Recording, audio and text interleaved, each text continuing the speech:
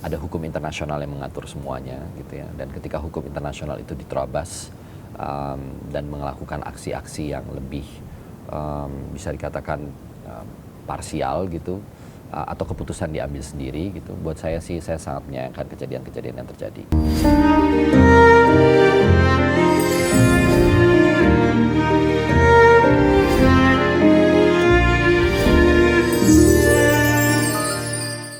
Tapi kalau misalnya harus mengomentari tentang situasi memanas yang di sana?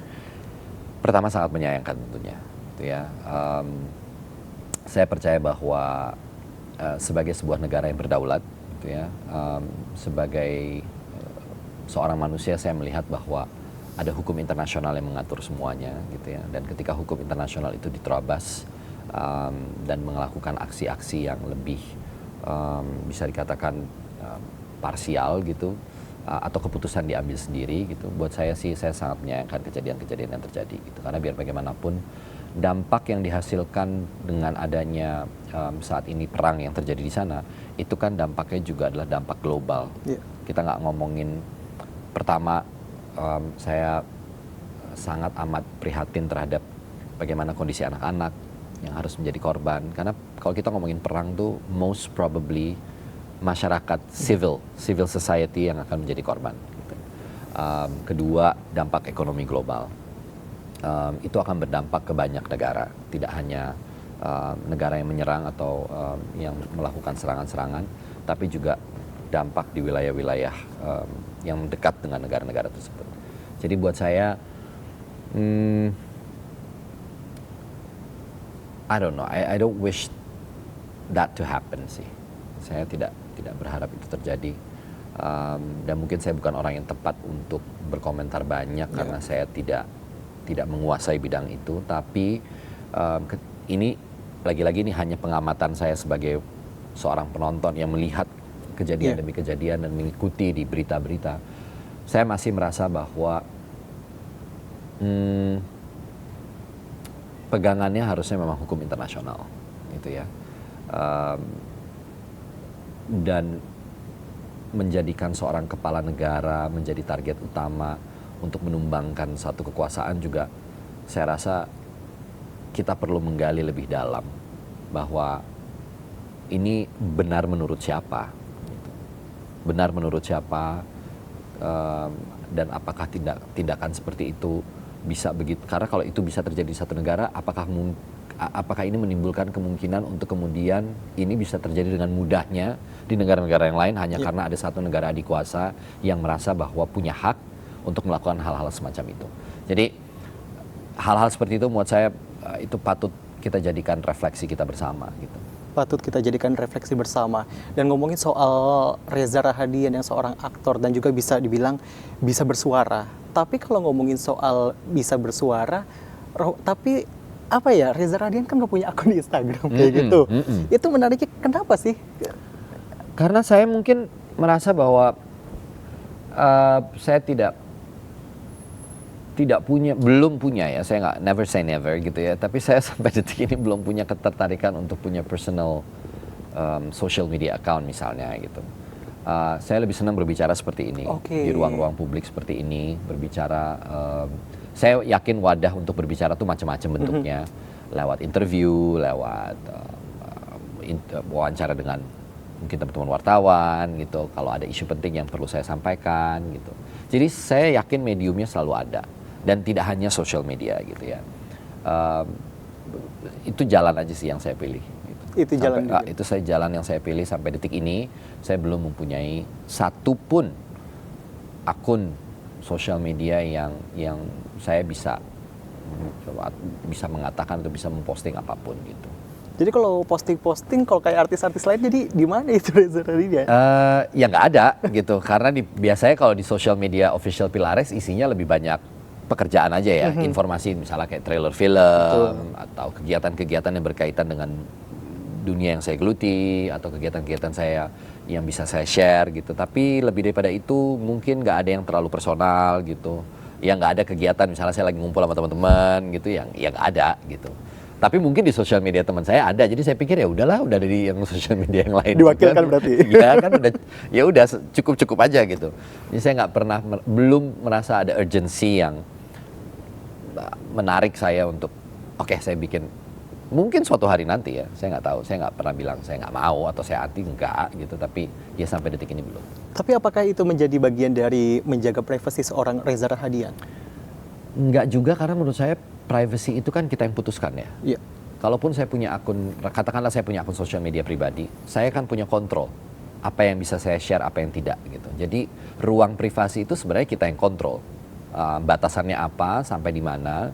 Dan saya bukan orang yang mungkin senang untuk mencurahkan perasaan personal atau apapun itu lewat ruang-ruang publik gitu, sehingga menurut saya itu cara saya menjaga, bukan dengan tidak punya sosial media supaya privasinya kejaga gitu, enggak juga gitu. Tapi saya tahu cara-cara yang selama ini saya lakukan untuk menjaga privasi. Kenapa saya perlu melakukan itu? Karena buat saya pribadi di era teknologi, di era keterbukaan informasi, di era sekarang dengan social media platform yang sangat kaya, ruang privasi itu menjadi sangat, it's a luxury thing gitu bagi saya pribadi gitu ya. Mungkin orang bisa, ini debatable dan pasti bisa punya perbedaan pendapat, tapi bagi saya yang saya yakini adalah itu, ruang privasi adalah sesuatu yang sangat mahal hari ini, sehingga saya merawat itu sebaik mungkin yang saya mampu gitu.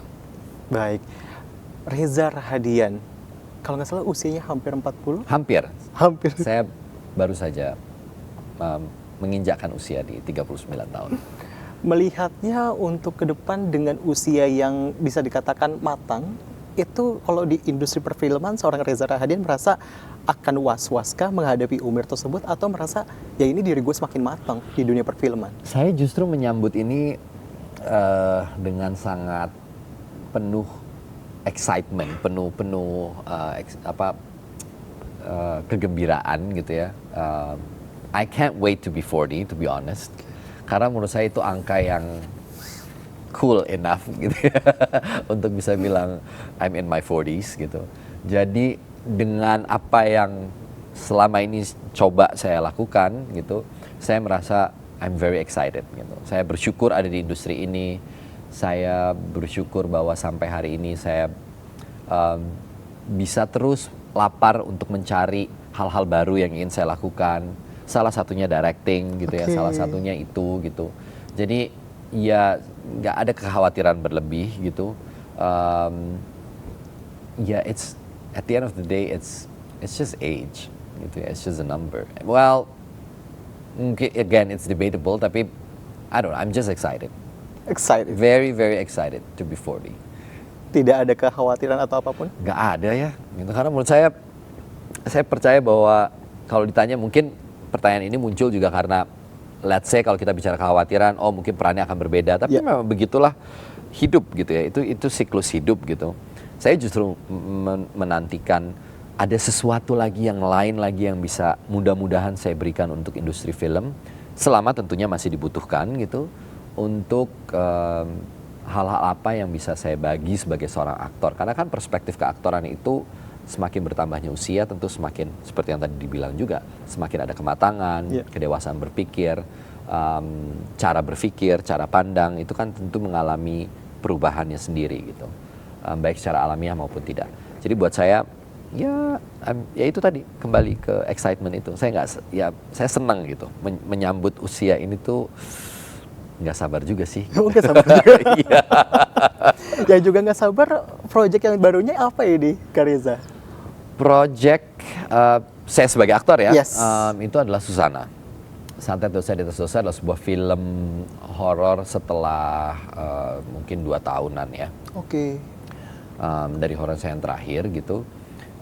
Jadi ini film yang menurut saya tertarik karena melihat, kok ceritanya agak berbeda nih. Kita nggak terlalu fokus pada sosok Susana menjadi hantu atau apa gitu, tapi bagaimana kita melihat Susana yang di film ini sebagai seorang manusia yang mengalami ketidakadilan dan berupaya bangkit dengan cara-cara yang diambil oleh Susana di film ini. Jadi itu buat saya kayak sangat humanis, dramanya kuat, action sequence dan lain-lainnya juga digarap dengan sangat maksimal oleh Kinoy, Azhar Kinoy Lubis sebagai sutradara, dan Pak Sunil yang sudah membuat 2 jilid sebelumnya, Susana 1 dan yang kedua gitu, itu berusaha elevate dari mulai production design, visual effects dan lain-lain. Jadi cerita ini tuh menjadi sesuatu yang menarik, mudah-mudahan buat penonton nantinya di Lebaran nanti nih. Salah satu pilihan tontonannya tentu adalah, saya berharap Susana menjadi pilihan tontonan yang akan ditonton di Lebaran 2026 nanti. Anyway, seorang Reza Rahadian memerankan sebagai apa karakternya? Ya, saya berperan sebagai Pramuja di film Susana, Santet Dosa di Atas Dosa. Pramuja adalah seorang anak muda yang kemudian memutuskan untuk bersuara, bersuara lantang dalam mengatasi ketidakadilan yang terjadi di desanya. Cerita ini di sebuah desa. Oke. Di sebuah desa ada seorang kepala desa, lurah gitu ya, yang bersikap semena-mena, sangat represif, menindas rakyatnya, ada ketidakadilan di sana, dan Pramuja muncul sebagai seorang anak muda yang ingin melawan ketidakadilan itu. Bahwa dia ingin melihat warga desanya bisa kembali hidup dengan damai, hidup dengan keadilan, dan tentu film ini juga membawa unsur cinta yang kuat gitu ya. Jadi antara cinta, dendam itu menjadi 2 unsur yang kuat di dalam film ini yang coba ditampilkan gitu. Oke. Seorang Pramuja itu tadi kan ada sempat kata-kata melawan. Melawannya dengan seperti apa? Pemberontakan. Gitu Oke. ya. Dia memberontak, dia menyatakan pendapatnya di depan masyarakat yang ada di desa itu bahwa Bapak Ibu sekalian, ini adalah sebuah kita ada ketidakadilan, kita harus bersuara, kita harus melawan ini dan lain-lain. Jadi ini sesuatu yang bisa saya bilang mungkin tidak terlalu sulit untuk relate ke penontonnya nanti. Artinya kan hal-hal yang seperti ini tuh bisa mudah dipahami lah gitu.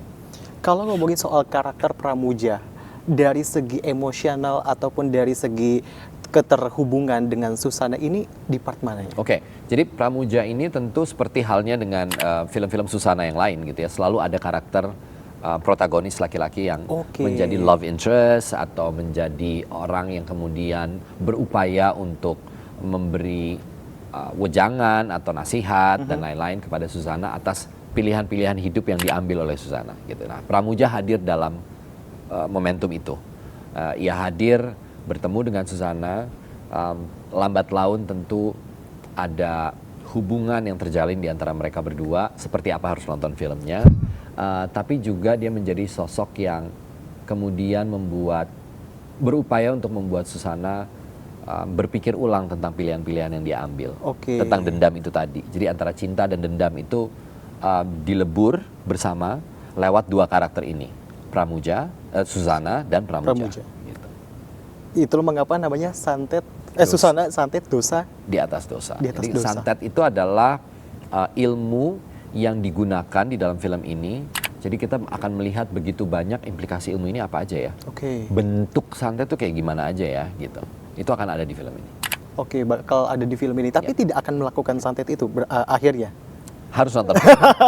Itu tayang tanggal 18 Maret 2026. 18 Maret. 18 Maret serentak di seluruh bioskop di Indonesia. Jadi mulai hari ini. Nah, kalau misalnya ngomongin soal konflik tadi sempat dibahas, berarti konfliknya antara yang tadi percintaan tadi dilebur seperti itu. Atau konflik utamanya? Konflik utamanya sebenarnya tentang Susana, bagaimana dia berupaya untuk membalaskan dendamnya. Gitu. Kita lihat di trailernya ada orang tuanya yang kemudian menjadi korban atas kesemena-menaan yang terjadi, dan Susana hadir sebagai seorang perempuan berdiri tegak di atas kakinya sendiri, berusaha untuk melawan. Gitu. Ngomongin soal Susana, ini kan karakternya atau apa ya bisa dikatakan film horor yang menjadi ikonik di Indonesia, apalagi pemerannya selalu Kaluna Maya. Apa alasan dari seorang Reza Rahadian akhirnya memilih untuk terlibat? Pertama yang tadi saya jelaskan di awal gitu ya, bahwa ini cerita yang menarik, kemudian saya merasa bahwa skenario ini memanggil saya juga untuk ikut terlibat gitu. Ini adalah kembalinya saya di Soraya Film setelah mungkin 13-14 tahun. Wow. Dari 2000. Berarti film terakhirnya apa? Di Film Soraya? terakhirnya tuh 2013. Itu film pertama saya, dan film sejak itu belum ada film lagi bersama Soraya. Tenggelamnya Kapal Van der Weyck. Oke. 2013. Nah, ini saya baru kembali lagi ke Soraya Film setelah 13 tahun. Semacam jadi comebacknya Soraya. Comeback di Soraya gitu. Thank you Pak Sunil. Reza Rahadian dengan film Susananya ini, selama menjalani proses syuting, itu ada kejadian-kejadian unik atau bahkan menyeramkan? Kalau menyeramkan enggak gitu ya. Tidak ada kejadian yang kemudian menyeramkan di luar syuting gitu. Selain adegan-adegan yang menyeramkan banyak gitu ya. Tapi kalau kejadian yang dialami langsung enggak. Kecuali mungkin lebih kepada bagaimana saya ada satu adegan di sungai gitu waktu itu, saya ingat banget, sama Luna Maya. Terus Luna juga mengalami satu insiden kecil gitu, nggak kecil sih sebenarnya, satu insiden di mana Luna tuh nggak bisa keluar dari sungai, dari dalam sungai gitu. Jadi dia ceritanya jatuh ke dalam, terus ternyata kok nggak naik-naik, udah hampir 30 detik gitu, ternyata dia stuck di dalam. So it was very scary gitu ya, itu tuh menakutkan sekali untuk kru-kru semua, kayak loh ada apa nih, dan persis ketika pertolongan itu mau datang gitu, Lunanya naik. Gitu. Dengan kondisi? Dengan kondisi ya maksudnya tegang gitu, tapi ternyata dia nyangkut tuh, keputer di bawah pusaran air itu. Astaga. Nah itu, karena kan berat ya, kita semua, saya juga waktu adegan underwater tuh, pasti di sungai, itu berat banget karena pakai baju full. Jadi udah bajunya basah, geraknya juga nggak gampang gitu. Jadi itu lumayan menegangkan sih. Itu salah satu kejadian yang menurut saya cukup menegangkan. Cukup menegangkan dalam saat proses syutingnya. Proses syuting. Tapi kalau misalnya untuk cerita-cerita yang mystical gitu, alhamdulillah sih nggak ada ya. Tapi menjadi seorang pramuja tuh apa sih maksudnya, kayak ini kan film horor. Apa yang maksudnya, apakah juga di dalam filmnya terlibat yang soal santet itu tadi atau seperti apa? Kalau pramujanya enggak ya, tidak secara spesifik, dia adalah antitesis dari itu gitu. Tapi ini semua menjadi journey-nya Susana gitu ya. Susana dengan mempelajari ilmu, kayak kita bisa lihat di trailer, dia menyatakan bahwa saya ingin mempelajari ilmu itu, ilmu santet gitu. Dia berguru ke seorang perempuan, dan itu proses Susana untuk mencoba membalaskan dendamnya, dan pramuja hadir di situ untuk mengingatkan bagaimana kemudian dampak dari ilmu ini gitu. Ada nggak sih menurut seorang Reza Rahadian di film Susana ini yang memiliki emosional yang cukup kuat? Bahwa tidak semua orang itu hitam dan putih. Buat saya ada satu adegan saat Susana bersama pramuja, saya nggak bisa cerita adegannya apa, tapi ini adegan salah satu yang sangat emosional. Bagaimana mereka berdua berdialog cukup panjang tentang makna hidup, tentang dendam, tentang cinta, dan tentang Tuhan. Wah, itu dialog dan adegan yang menurut saya cukup powerful, sangat emosional, dan saya nggak sabar juga buat melihat hasilnya nanti di layar lebar seperti apa. Oh berarti nanti kita baru akan saya juga baru nonton soalnya. Kita nanti bakal nonton bareng gitu ya. Tapi kalau misalnya menurut seorang Reza Rahadian sendiri, apa yang membedakan film Susana ini dengan film horor lainnya? Pertama, treatment filmnya, gitu ya. Dia tidak hanya berpaku pada jump scare. Ada banyak adegan-adegan yang mungkin bisa dibilang action sequence yang cukup besar skalanya, sangat grande gitu ya. Ledakan di sana sini, efek yang digunakan yang sebagian besar itu adalah menggunakan real effects. Jadi kayak saya ada satu adegan di mana saya mengejar seseorang, siapa itu orangnya harus nonton filmnya. Tiba-tiba ada sebuah ledakan besar. Nah, eksplosif itu tuh ketika ada explosion gitu, itu benar-benar ledakan yang besar.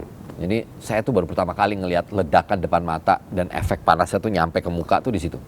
Oh gini ya, maksudnya gimana yang ledakan jauh lebih masif lagi gitu. ini ledakan sebesar itu aja tuh skalanya kan masih untuk kebutuhan film gitu ya, untuk tidak sebesar itu, tapi bisa ngasih dampak kayak gini, gimana ledakan yang benar-benar explosion yang bisa besar gitu. Itu buat saya kayak wow, kita banyak menggunakan efek-efek yang cukup real gitu. Seorang Reza Rahadian bersanding dengan Luna Maya di film Susana. Pendapat seorang Reza Rahadian dengan Luna Maya seperti apa?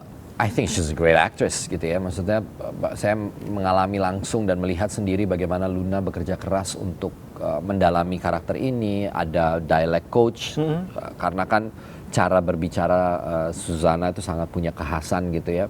Itu dilakukan oleh Luna. Makeup, efek yang lama banget tuh, makeupnya 4 jam lebih gitu. Dedikasi yang luar biasa, kerja keras yang luar biasa. Dan saya melihat bagaimana Luna sangat serius menjalani peran ini. Mungkin juga karena sudah menjalankan 2 sebelumnya, sehingga saya kagum sama kerja keras Luna. And I think she's a very dedicated actress gitu. Untuk perannya sebagai Susana juga luar biasa gitu. Bagaimana dia menjiwai dan masuk ke dalam ruang itu, ruang karakter itu, bagaimana gestur, perilaku-perilaku yang ditampilkan itu buat saya luar biasa sih. Oke, Kak Reza, sekarang kita masuk ke jawab cepat. Yes. Oke. Udah bersiap nih. Siap. Sosok ibu bagi seorang Reza Rahadian. Inspirasi. Kalau bisa mengulang waktu, apa yang dilakukan oleh seorang Reza Rahadian? Kalau boleh mengulang waktu, nggak ada sih. Nggak kepingin mengulang waktu. Sudah. Saya percaya berjalan bahwa waktu sudah sebagaimana mestinya. Film Susana. Tragedi, cinta, dendam. Terakhir, misalnya seorang Reza Rahadian punya akun Instagram atau sosial media, konten apa yang pertama bakal diupload?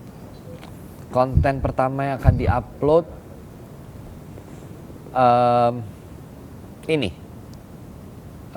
bangun pagi, ngapain aja, penting banget konten. Rutinitas seorang Reza Rahadian berarti ya? Iya, kayak morning routine. Oke. Itu morning routine gitu. Reza Rahadian, aktor 1000 wajah. Terima kasih sudah Thank you so hadir much. di Deep Talk with Thank you. Syam Hakung. Thank you, Sobat iJoss. Tadi kita udah ngobrol-ngobrol dengan Reza Rahadian. Oh, terakhir mungkin. Ya. Boleh kasih tahu filmnya? Oke. Hai semua, Sobat iNews ya Bang? Yes. Sobat iNews semua, saya Reza Rahadian. Ayo kita semua nonton film Susana Santet Dosa di Atas Dosa. Film ini akan tayang di momen Lebaran, tanggal 18 Maret 2026 di bioskop. Sudah tayang, jadi beli tiketnya, ramaikan bioskopnya. Reza Rahadian sekali lagi terima kasih Thank sudah you so hadir di much. Deep Talk Thank iJoss you. TV. Thank you. Dan Sobat iJoss, itu tadi perbincangan kita dengan Reza Rahadian, aktor 1000 wajah yang sudah hadir di Deep Talk iJoss TV. Thank you dan nonton teman-teman. See you.